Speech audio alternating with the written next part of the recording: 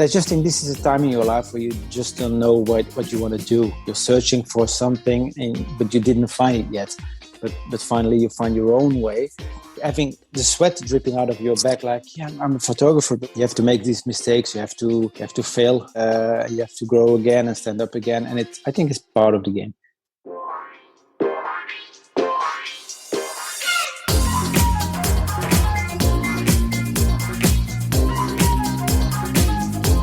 Hi, everybody. I'm Maurice and this is Horsepower Heritage. And greetings to all of you listening from places around the globe, like Sarasota, Florida, Milton, Ontario, Canada, Chicago, Illinois, Abilene, Texas, Pocatello, Idaho, Hyderabad, India, and Cheshire, England, just to name a few. Thanks for being here, and I've got to tell you, I'm kind of celebrating because Horsepower Heritage is now 1 year old. The first episode dropped July 29th, 2020. And this all started, believe it or not, with a chance discussion over some cocktails, and it just became one of those things. And the show is just going to keep getting bigger and better. So keep listening. Thanks for all your support this year, all the kind words. And do me a favor, tell your friends about the show. And I was also thinking of a good way to mark the 1 year anniversary, so I'm going to give away some stuff. For starters, I'm teaming up with my sponsor, Model Citizen Diecast, and we're going to give away a 1/43rd scale model of the new mid-engine Chevrolet Corvette C8. And here's what you have to do to enter. So step 1, on Instagram, follow both Horsepower Heritage and Model Citizen Diecast. Step 2, on the Horsepower Heritage Instagram page, look for the yellow Corvette in my posts. You can't miss it. Step 3, in the comments on that post, tag both Horsepower Heritage and Model Citizen Diecast, and finally tag 2 of your friends. That's it. Follow us, tag us in the comments on that post, and then tag 2 of your friends. The contest ends August 15th at midnight Pacific time, and one winner will be selected at random. And my thanks to Model Citizen Diecast for being a great sponsor this year. You can check out their website at modelcitizendiecast.com. They've got everything from race cars to 4x4s. All right, well, today my guest is Bart Kuykens. Now, Bart is a photographer from Belgium. He's a Porsche enthusiast, and he's the creator of a book series called A Flat Six Love Affair, which is a photo collection of Porsche owners and their cars all over the world. It's a 7-book series, and the last book is about to be published. Bart isn't strictly an automotive photographer either. He's known for his portraits and his commercial work, so he brings a different approach to shooting cars. So we really drilled down into his career and really his life before cameras or cars. So that'll give you some good context on the rest, his Porsche fascination, his ownership experience, and of course his books. And I'm a big photography fan, by the way, so if you enjoy photography, I think you're really going to like this episode. And while you're listening, check out his work at bartkuykens.com, and I'm going to spell that. It's BartKuykens.com. Or you can follow him on Instagram at Bart Kuykens. And once you see it, I think you'll agree that Bart's photography is pretty cool. And anyone who keeps a 911 in his living room is okay in my book. So I hope you enjoy my interview with Bart Kuykens. And that's coming up right after this. Today's episode of Horsepower Heritage is sponsored by Model Citizen Diecast. And if you like scale model cars, they've got a special deal for my listeners. Whether you're looking for race cars or street cars, they've got something you'll like in itty-bitty 1/64th scale all the way up to the ginormous 1/8 scale masterpieces from the Amalgam Collection. You can see it all at modelcitizendiecast.com, and when you use the promo code HERITAGE at checkout, you'll get 10% off your order. Limitations apply. Model Citizen Diecast, because your inner child still wants to play with cars. And now, my interview with Bart Kuykens, right here on Horsepower Heritage. First of all, good morning. Good morning. You look like you're well rested. Yeah, I did. Awesome. It's early here. It's 7 a.m. in the morning. Yeah. I think it's 10 p.m. for you in LA. It is. I've had a whirlwind week so far, Bart. I've had several interviews. So I have had very little sleep, but it's okay because, you know, the creative process, it keeps you energized, right? Absolutely. And you push yourself. So anyway, I've had a great week, and I'm really excited to talk to you. I've known about your photography for a long time, really, I think, since the first book in your series came out. And I want to talk about that, but what's your earliest memory of a Porsche? As a kid growing up, I was not really into cars, to be honest. I wanted to be a football player. So of course I saw the cars driving, but we didn't have that much cars in the village I was living. I saw these cars when we went to the beach or when we go to the city, to Antwerp. And of course I liked Porsches, but I never thought of owning one. And then fast forward a couple of years, there was a disco where we all used to go out, and the owner of the place drove a 993 4S. And that was like, oh my God, this is the car. One day when I make it, I'm going to buy a car like this. This was the idea I had about Porsche. When I make it, I'm going to buy a Porsche because, yeah, it's status as well. You know, when you have a Porsche, it's like people look at you, wow, he was doing something right because he had bought a Porsche, which is a stupid idea, of course. But and then a couple of years later, my neighbor, he had a classic Porsche from, I think, 71.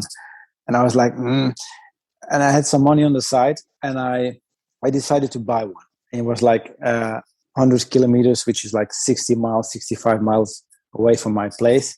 So, and the guy had a red Porsche. And I drove there with my girlfriend back at the time.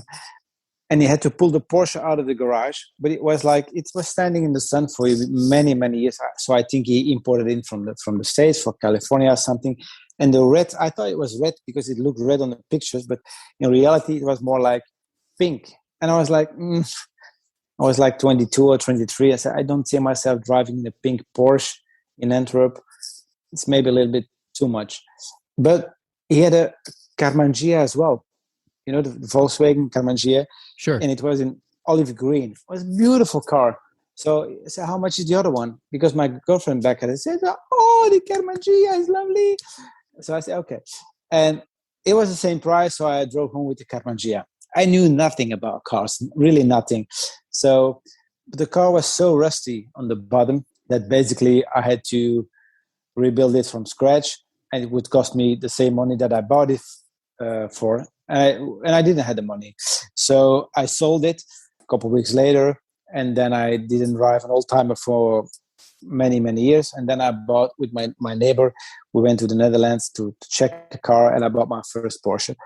And I was scared as well because I spent quite some money on the car. Yeah, and I was driving home. I said, oh my God, this is really an old car. It's like making noise, and it's wobbly and it's shaky, and it's, you know. But then it starts growing on you, and then you go from one to another one, and then you start to hunt another model or another year, and then you sell one and you buy another one. And I've been always, for the last 15 years now, I think, changing cars because I don't have the money to collect, to have a collection. I always have one, sometimes two, when I'm lucky, three. But most of the time I have one or two Porsches. But when I do another car, I have to sell one. This is my situation at the moment. So, which is perfectly fine. But now this one, the 1970, the silver one, it's been with me for, I think, 9 years, maybe 10 years. And I think it's going to stay. But you never know. It is what it is. It's you have to be realistic as well. It's just a car. Tell me about growing up in Belgium, because Americans don't know anything about Belgium. Well, my childhood was very good, to be honest, because we didn't know, or I didn't know anything else than growing up in Belgium, in Antwerp. My parents were two lovely people, very conservative. Like you have to go to school, you have to make sure you have good grades, you have to make sure you save money for later. You have to keep your feet on the ground. This kind of education, which was lovely because they be raised like that as well. But of course, when you've been raised like this, you have tendency to grow up and live your life around the church in your little village. And this was something I realized much later. Like, hey, there's more than Belgium. There's more than Antwerp. And then I started traveling at the late age.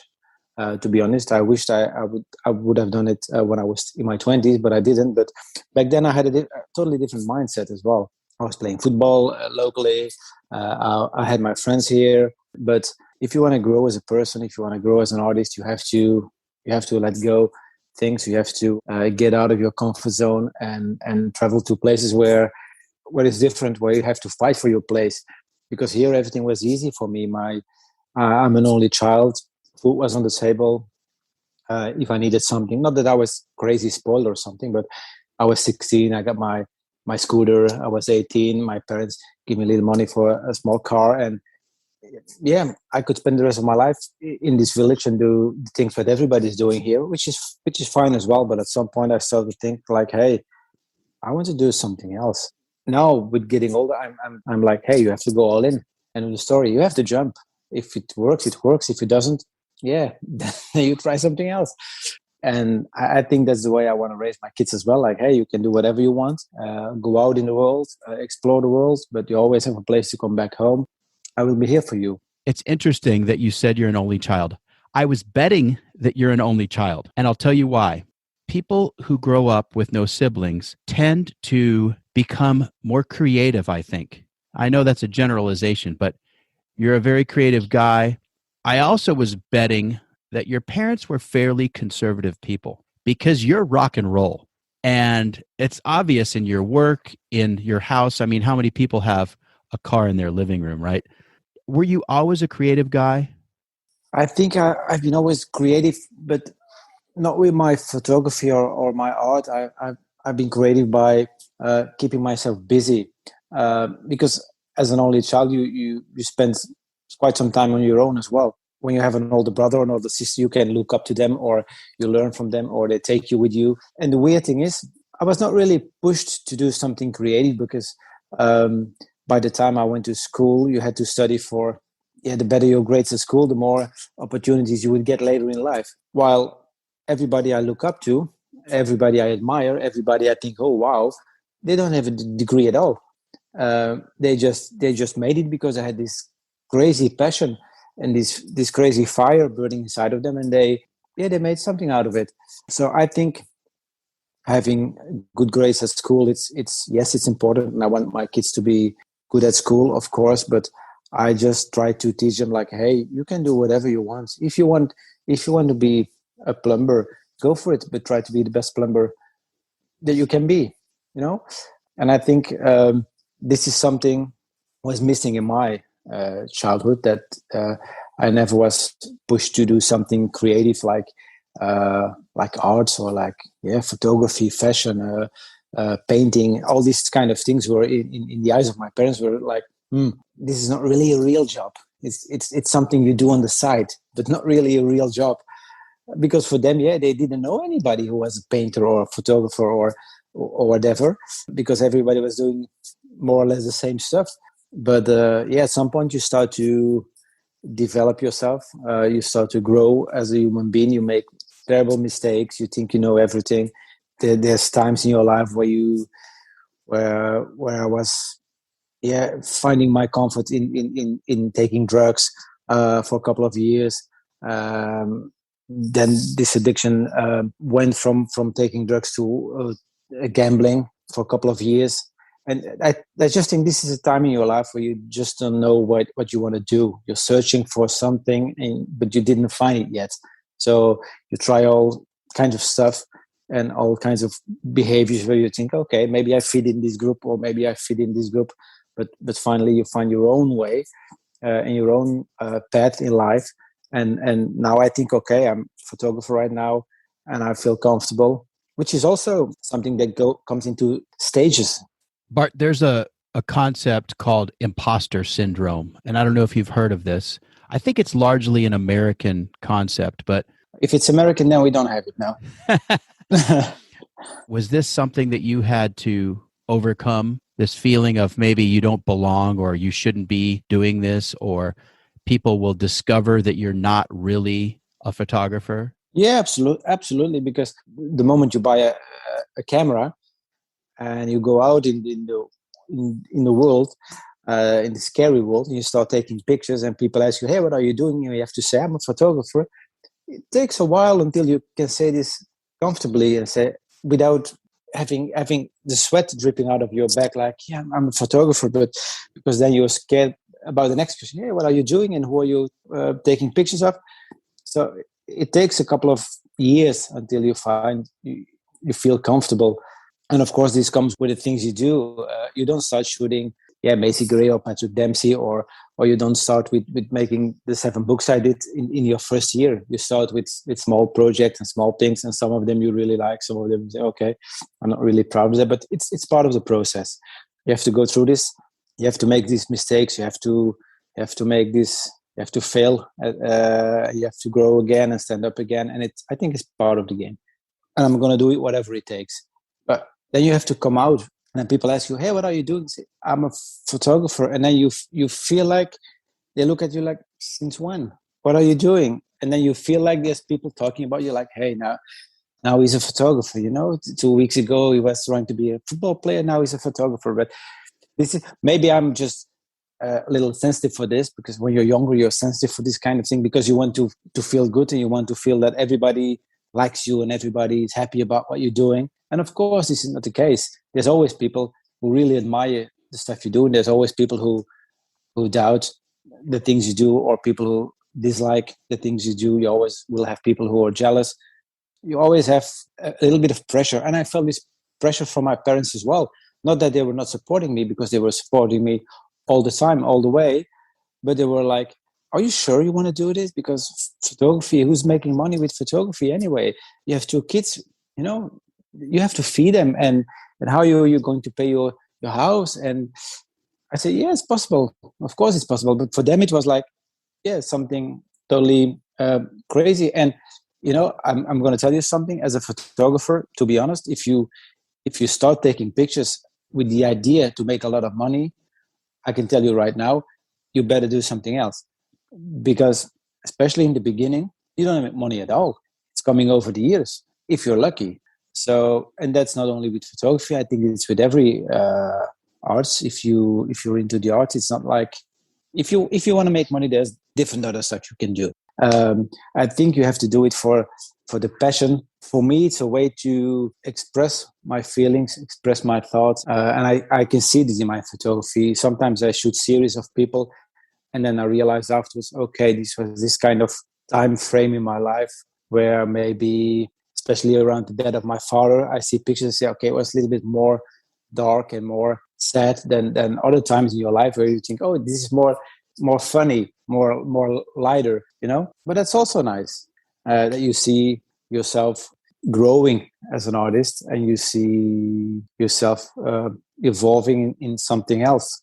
Sometimes I see pictures from 2 or 3 or 4 years ago and I think, they're not as good as I thought they were back then. Maybe they were good back then, but I just have a different view on them right now. I said, maybe I would do it instead of like this, I would do it like this, or maybe change the angle a little bit like this. For example, when you take a portrait of someone, there's within 1 square meter, you have basically 6 points of view.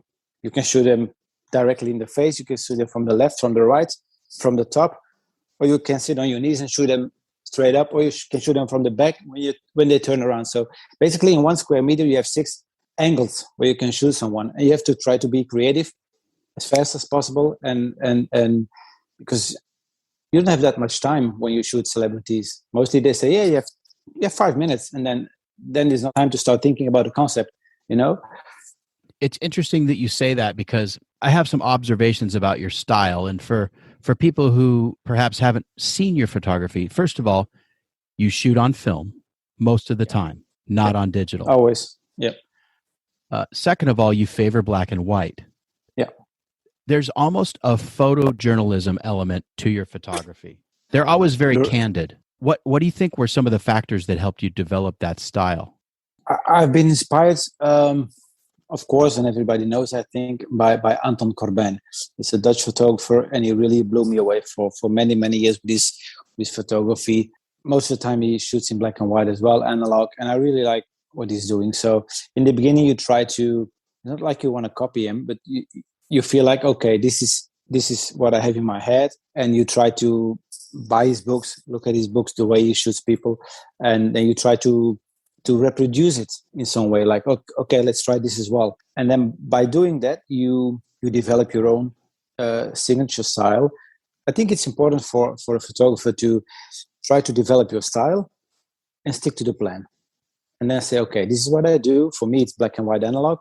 And then try to be as good as I can be by shooting black and white analog. And I don't try to focus on knowing my camera, every single setting on my camera. No, I try to focus on the people that I photograph, because photography for 80% of the time or 90% of the time, it's about the relation you have with the person. If you have a good chemistry, the pictures will be great. Also with the pictures I take for my books, most of the time I say to the people, I want to shoot you in your natural habitat where you live. Show me 2 or 3 nice places where you think this could look nice. And we drive around. Most of the time I see something which would catch my eye, and then we shoot. For me, this feels naturally, this feels comfortable, and this is for me the way to go. Like you say, it's candid style. I use natural light, and sometimes the light is good and sometimes the light is bad, or you don't have that much light inside, and then I have to open up the aperture, and then maybe it's even a little bit too dark, so the shutter speed goes down, and then I have this kind of a little bit blurry images. But I also like that because that's part of that moment. And Bart, one of the things is it's much more intimate that way because especially celebrity photography, so much of it is overproduced. But your images are raw. That there's a lot of contrast. They're grainy. They show more of a human side. That's my take. That's my take as well, because most of those people are used to come in a room where everything's set up already. Like, hey, this is the backdrop in whatever color, and this is the lights, 1, 2, 3, 4, whatever lights, and then sit on this chair, and then they sit down, and then there's photographer, clack, clack, clack, another photographer, tack, tack, tack, and then you always have the same kind of pictures. So I think it's for them also a different experience. Like, hey, it's not the same stuff over and over again. I do it for myself, and I think that's also an important lesson. Or if you're not doing it for yourself, then who are you doing it for? Bart, I think you can never do it to please others. You have to please yourself first, and then you find your audience. Yeah, absolutely. But it's tricky as well, because if you do what you like to do, but you don't make money with it, which is fine as well in the beginning. But if you grow older and you have a family, there has to be food on the table as well. Let me ask you this. So, what was your big break? I think not the first book. I think it was the second or the third book. It was really like, okay, I have my audience now. I did a commercial for Porsche. I start traveling more extensively, start to meet people in the States. I had a collaboration with Chopard for a couple of years. So you meet different and interesting people. I feel like more people all over the world start to recognize what I do, and they come with an interesting project or a collaboration. But I can feel like there's always something going on right now. Like there's always something in the pipeline, which is good. And this takes a couple of years, of course. Like I told you in the beginning, I'm very passionate about what I do. It's a really tiny line between passion and obsession. I want to shoot more, bigger names, more books, bigger books, more stuff out of my comfort zone. Well, you have to push yourself. You have to, if you want to grow, you've got to push yourself. This is what I do. Some people ask me, why are you waking up at 5:30, 6 every morning? Let's talk about Porsches. Perfect. Bart, how many Porsches have you owned up to now? Yeah, I think it's 25 or 27 something. Sometimes it sounds like, it's 27, it's a lot. But no, you have to see, like I just told you, it's always 1 or 2 which are with me. And if I want another one, I sell one and I buy another one. And I'm very impulsive in my... Trading cars. Trading cars. And it's just trading for the trading, not to make money or to... It's just because if I see a car tomorrow and I fall in love and the guy say, you know what, I like your car. I say, yeah, I like yours. Why don't we swap? And then boom, and it's like this. And then we swap cars. So this is why I had over 25 or 27 cars over the past 10, 15 years, because I like to change the cars a lot. I think you're being humble because car people always understand that you're constantly looking for your next one and you've got to sell one to get the next one. I mean, that's totally not unusual. I think right now I have 6 different vehicles. Some of them are just daily drivers. And I've always had 1 or 2 classics, old timers kind of in the mix. So car people totally understand that. you've stuck to Porsche, but have you been sampling different models over the course of that time? Yeah, I think I've had them all. I start with I have the F model right here. I never had a 912, but I had the 911s. I had the 3.2, I had the 3.0, I had the 2.7, I had the 964, 993. I had 3 or 4 times the 993. 996 had the 4S in the turbo, 997, the 4S in the turbo. So at the Boxer Spider, which was a great car, even had a Panamera, which was a mistake. Why? Well, I thought it was perfect, like family car, and have a Panamera, 4-seater, but it's like heavy car, and it doesn't. I tell this to a lot of people, and people who are in the same situation will recognize it immediately. If I drive with this one with the 1970 in the city, everybody's like, "Hey, lovely car! It's true. We know what year is it? Oh, lovely, 1970. Oh, beautiful." And then they let you go. But if you go with a modern car, like a 997 turbo, whatever, people think, "Oh my God, here's this guy. He's tattooed. He must be arrogant. He has too much show, and he can do whatever he wants. But I'm not let him before me." This is a totally different kind of experience, and people look at you in a totally different way. If I go to a client to see a client and I come with this car, it's okay because they have no clue what the value of this car is. They don't know. It can be 10 grand, it can be 100 grand. They don't know. If you come with a new Porsche, with the 997, they always think it's a really, really expensive car. And if you buy a 997 these days, you can pick one up for 35, 40K, which is still a lot of money. But I mean, there's BMWs and other cars which are much more expensive than 40K. But with a Porsche, you come and people think it's crazy money, which is not the case. People look at you differently depending on what you're driving. Yeah, absolutely. Yeah. At some point, I was ashamed. When I come from the highway and I want to go to my house here, I have to pass the center of the village. And in the center of my village, we have 3 bars and all the chairs are sitting outside. And of course, when I pass there, because I grew up as a kid here, I know a lot of people.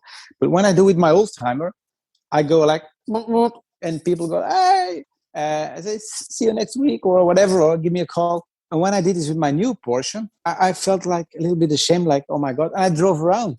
I took another way because I didn't want to pass the village. And some people say, "Yeah, well, it's stupid. It's your car. You work for it. You can do whatever you want." And it's true. It's not like I stole the car, I've been working hard for it, but I just don't want to.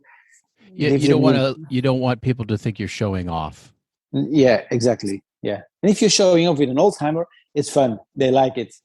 But with a new one, they don't like it. Right. Yeah. I think this is universal. No matter where you go in the world, you'll find that this is true. Absolutely. Yeah. Let's talk about that 1970 911 behind you. So you referred to it as an F series. So for non-Porsche people, what does that mean? Well, the F series, first models between, see if I say it right, between 1963 and 1973. Yeah, and then in 1974 they started with the 2.7, the G models. So the F models, which they call the long hoods, they don't have the impact bumper, so the hood goes a little bit more to the front, which is really nice. And after that, they start with the 2.7 model, so 2.7, 3.0, 3.2, which is also a lovely car, by the way. Some people don't like the impact bumpers. I like it because it's really 80s. But we have in Europe, we have the Euro spec cars, and the bumpers are not that ugly than in the States, because in the States you have this big wide cushions in the back of the car, and in Europe it's much smaller, which is, I think, aesthetically a little bit better. Oh yeah, for sure. The European bumpers have always been more attractive. In fact, I remember in the 1980s and 90s, everybody was trying to get a hold of European bumpers for their Audi, their Porsche, their BMW, because the U.S. impact bumpers were really huge, and they kind of ruined the lines of many cars. Yeah, absolutely. The other funny thing is, so many people wanted to make their cars look newer in the 80s, so they would take, the F-Series Porsches and dress them up to look newer. And then we had this reverse trend in the last 10, 15 years where people are backdating cars. So it's so funny how tastes change. Yeah, I never understood try to make your car look newer, buy a 3.2 and try to make it like a 964, because the older they look, the better they look. So, but I do understand the idea of backdating a car, which in the beginning I was really in love with it. And I said, okay, I want to backdate my 964 because then you have the best of both worlds. But if you want to do it right, it's going to cost you a lot of money. So I didn't. And if I see it right now, I think I really do love the Singer, which I think it's a beautiful, beautiful, beautiful car. I don't have the money to buy one because they're crazy expensive as well. But I think it's yeah. I know Rob, the owner, and I every time I go in the States, I go to visit him in his place, and I think what they do is brilliant. Brilliant. Yeah. Oh, they're fantastic. The interiors there's so many details. You can just get lost in those interiors. And obviously, you know, the fact that each car is bespoke, and I've seen them at Luftgekühlt. So I've been up close to them, and yeah, they're amazing cars. Bart, I know that you're not a guy who's really concerned with everything being factory correct. You're comfortable with some modifications. What have you done to your own car? I've changed everything. And I've changed it many, many times over the years. I think I had like 15 different steering wheels because, like I said before, I'm very impulsive in my compulsive buying thing. But no, for me, the car is like a painting which is never finished. You know, there's always something that I want to change or I want to do. The car was orange many, many, many years ago. Then I painted it into silver. Then it had the orange bumpers. Then it had black bumpers. We had yellow bumpers at some point. I tried to tweak it to my needs, to my feelings, to my mood. And this is a car which is really good. I think an F model is perfect for hot rodding the car. You can do a lot of different stuff. And the good thing with Porsche is most of the things just work. And I'm not making friends by saying this, but if I lose a screw on the seat, I just go in my garage, I take a screw from whatever it is. If it fits, it fits for me. Then it's fine. And you have people who want to have the correct screw for the correct piece, which is fine as well. But for me, I don't really care. As long as it drives and I have a lot of fun with it, then it's fine. And I try to drive it as much as possible and have the most fun with the car. I think this is why I have the car. Yeah.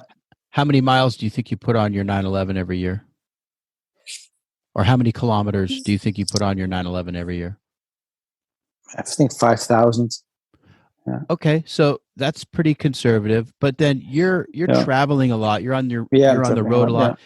So that's great. It's a perfect car to have for your lifestyle. Well, the thing is, if I would be a single man without kids, I would drive this car like every day, and maybe have a small whatever car next to it. But I have 2 kids, so I need a bigger boat. So I have a Discovery. I need to pick up a lot of prints, and my prints are most of the time there. I don't like small prints, so when they're like 60 by 60 or 80 by 80, I have to put them in the car. And with this car, it's just not possible. So it also depends on the situation at home, I think. If I would live in LA, then this is a car you can drive it like all year round. In Europe, you can drive it in the summer. You can drive it just a little bit before and after. But in winter, when it's freezing, you don't want to drive the car like this because it has no heater. It's dangerous. So for us, for example, if I have a long working day today and I decide to go for a drive in the evening, then I have to drive at least 2 hours to be in the Ardennes, we call it Ardennes. And there's a little bit of fun to drive because you don't want to take this car and drive on the highway for 2 hours because that's not really a lot of fun. But if you live in LA, for example, and you want to go for a drive, probably within 30 minutes, you're somewhere in the mountains and you can have a lot of fun with the car. So I think that's different. Yeah. So you're in the low country in Belgium and your roads are straight. There's no elevation change. There's really no curves, right? I mean, it's all just kind of on a grid. Yeah, more or less. Yeah, for the most part. Yeah. So you go to the Ardennes forest. Yeah, Black Forest in Germany. But Black Forest in Germany is beautiful, but it's a 5-6 hour drive. Yeah. So you don't go for an evening. You go for the weekend. On top of that, we have a different mindset of space and time than you guys have. You can drive for 3-4 hours and say, hey, it's normal. If we never drive 3 hours. If we drive 3 hours, we go on holiday. Right. And I've been in LA many times. And sometimes I'm in my car for 3 hours, which is normal. You get used to it when you leave LA. When I'm in my car for 3 hours, I'm in Paris. Right. or I'm almost in London. Right. So that's we don't have this mindset. Yeah, the wide open spaces, we're really spoiled with the wide open spaces. Yeah. I take my Land Rover and drive, 2.5, 3 hours, but then I'm in Death Valley, and I stay there for a week, and get off road and camp and explore. And that's what I go to Northern California. I'll drive 6 hours to get into the mountains up there, but again, I'm spending a week. So it really is a holiday. It's not just a quick drive. When I want to get away quickly, I just hop on the motorcycle, and in 20 minutes, I'm on Pacific Coast Highway. So it's perfect. Yeah, perfect. Yeah. Or I'm up in the hills. Has the 911 given you any problems over the years? I mean, obviously you've gone through the car, you've owned the car for a long time, but Porsches are pretty reliable. Yeah, absolutely. My car, and I have to say, my car has a 3.2 engine. So I think it's the most reliable engine I've ever had. I think 5 years ago, I did a revision of the gearbox, which, cost a little bit of money, of course, but still, if you compare it to other brands, it's okay. Do you have a 5-speed in the car? Yes. G50 or? And 915 gearbox, yeah. Excellent. Yeah. Changes the character, doesn't it? Yeah, absolutely. The thing is, normally it's a 2.2 engine, this car, on carbs. But I just like the idea of a 3.2. It has a little bit more power. It's reliable. Yeah, you can drive 140 kilometers an hour. It's 85, 90 miles, I think, something like this. You can drive it comfortably. You don't hurt the car. It's like you can cruise. It's nice. It's a pretty good car. It never let me down. So you can go fast if you want to go fast. You can cruise if you want to cruise. And the good thing about the old cars is, which I really like, is the driving experience. When we go in the mountains in the Black Forest or in the Ardennes, and you drive, most of the time you drive in second or third gear, and you think you're going like crazy fast, but in reality, it's not like that. But it feels like that. And when you have a new one like a GT3, it only gets fun when you go scary fast, like dangerous fast. And when something happens, then it's game over, when you're not an experienced driver. And I don't consider myself an experienced driver. I drive a lot, and I the car feels like a jeans, But if something happens at this speed, most of the time it's going to be okay. But when you go too fast in a modern car, that's scary.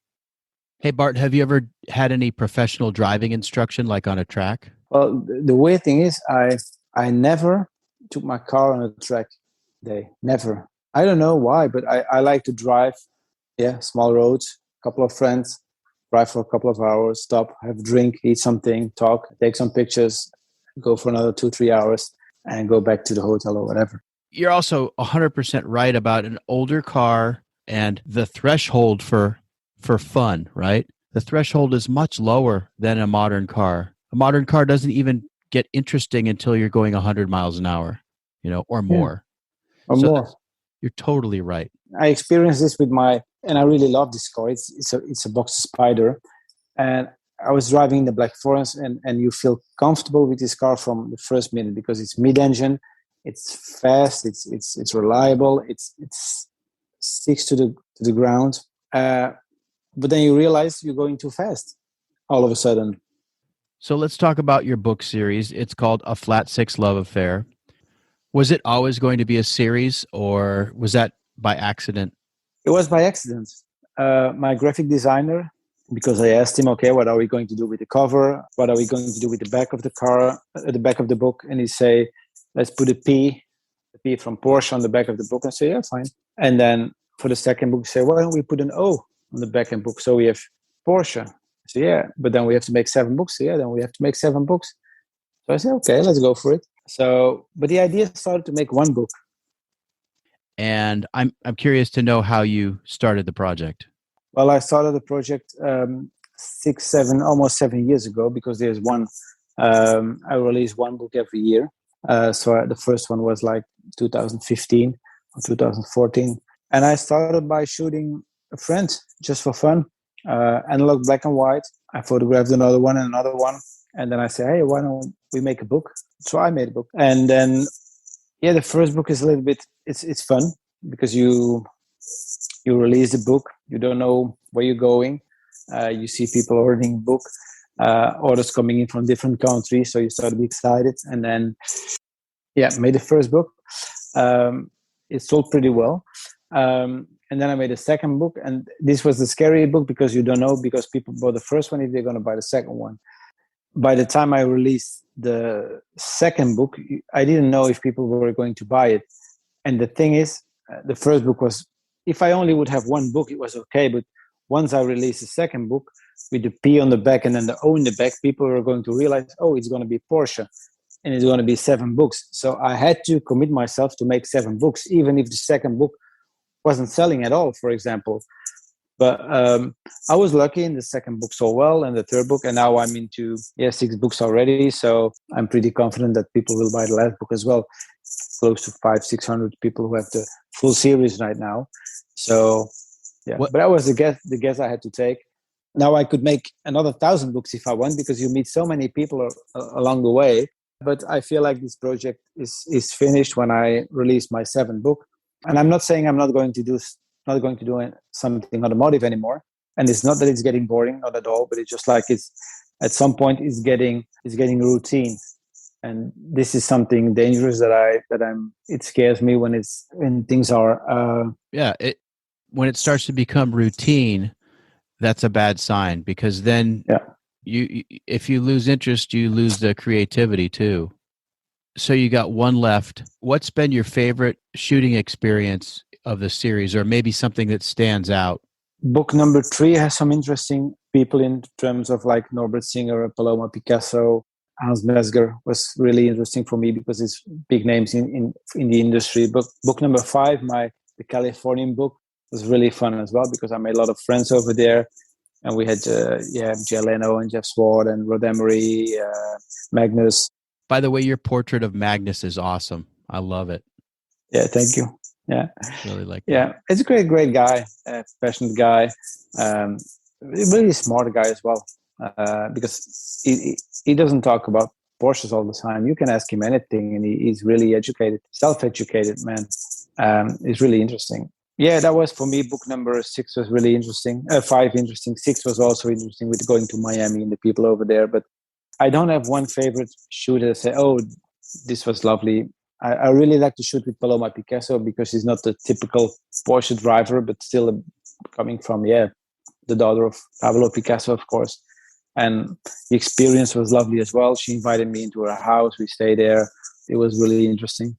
It had to be an overload for the California book because Southern California there's so many interesting cars here. I mean, it's like the epicenter. So that had to be like, whoa. I mean, just Rod Emery alone or Singer alone, like big time. Yeah, I did Singer. I did John Benton, Bruce Canepa, Rod Emery, Jeff Swart. It's all in one book. It was overwhelming. It was good to see these guys finally because you follow them online and you follow them on Instagram. So, but it was a great experience. Fantastic. Absolutely. Tell us where people can buy the book and how people can reach you and see your work. People can buy the book online on my website. It's just www.myname.com, or they can follow me online on Instagram. I spend a lot of time on Instagram. They can reach me. They can call me. I'm very open to that. If they want to ask me something, go ahead. And a lot of my stuff is also there, so they can see my work there. So yeah, fantastic. Hey Bart, thanks a lot for joining me. I'll put it all in the show notes so people can just click on the show notes and get right to you. Perfect. Bart Kuykens, thanks for being here. I appreciate it. Had a great time. Thanks for your time, and I wish you a great night. That's all for this episode of Horsepower Heritage. If you like what you've heard, follow the podcast, click that 5-star rating, and don't forget to leave me a review. All of those things will help me reach more gearheads like you. And if you want to support the show another way, you can click on the link in the show notes, and that'll take you to my page at buymeacoffee.com, which is just a new way to support creators online. Until next time, I'm Maurice Merrick. Thanks for listening.